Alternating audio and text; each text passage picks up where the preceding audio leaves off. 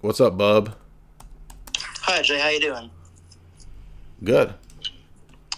Okay, so earlier today I was debating a Baptist pastor, and I will say one mistake I made. First of all, was assuming he was part of Reformed theology. He wasn't. But at one point, I asked him if me and him had a disagreement on the interpretation of a verse. I asked him, how could you possibly really know who is right? And he said faith, and at least to me, that answer made me kind of felt lacking. Well, I mean, again, I don't think that the difference between it's there's two different things going on here. One is there a way to adjudicate or have authority to say which position's right? That's normative authority. Did Jesus give the church any body of people to bind consciences to an interpretation?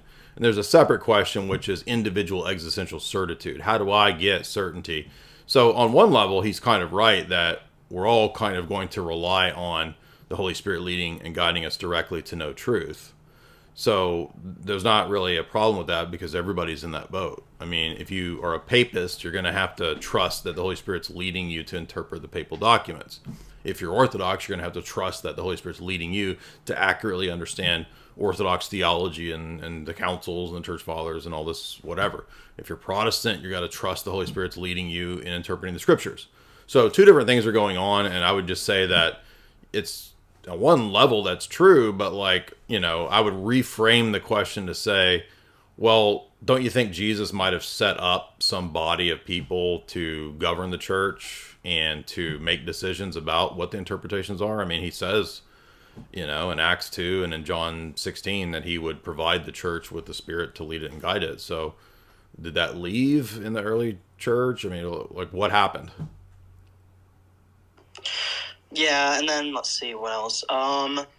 So I also asked him about once saved, always saved, and he said he doesn't really agree with that.